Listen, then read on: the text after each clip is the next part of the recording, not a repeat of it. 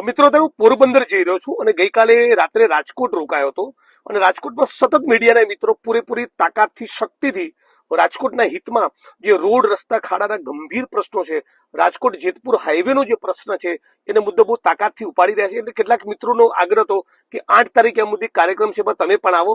મેં કીધું ચોક્કસ હું આવીશ, પણ એની પૂર્વે મેં જરા એક આંટો મારો તો જરા પરિસ્થિતિ જોતો આવો. જે મેં દ્રશ્ય જોયા છે આપણને લાગે કે મ્યુનિસિપલ કોર્પોરેશનની કચેરીને તાળું મારી દેવું જોઈએ. આટલું ખાડે ગયેલું તંત્ર એ કોઈ પણ સંજોગોમાં સાંખી લેવાય. આટલું બધું મીડિયા સતત મુદ્દો ઉપાડતો હોય, વિપક્ષ તરીકે રાજકોટ કોંગ્રેસ પાર્ટીએ પ્રશ્નો ઉપાડતો હોય, રાજકોટના નિસ્બત ધરાવતા નાગરિકો મુદ્દો ઉપાડતા હોય, નાગરિક પોતે પોતાની વિડીયોઝ બનાવીને મીડિયાના મિત્રોને ફોરવર્ડ કરતા, અને છતાં તંત્રના પેટનું પાણી ન લે. આ કોઈ પણ સંજોગોમાં ન ચાલે. રોડ નહીં તો ટોલ નહીં.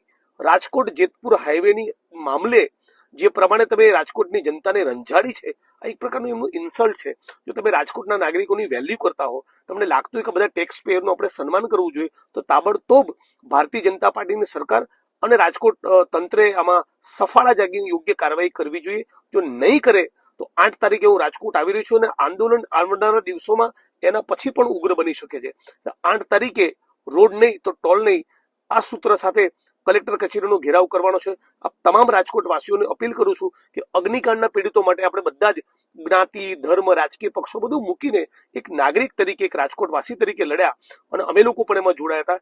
એ જ પ્રમાણે રોડ નહીં તો ટોલ નહીં આંદોલનમાં તમે પણ સાથે મળીને જોડાઈએ, આપણે કંઈ પરિણામ મળશે.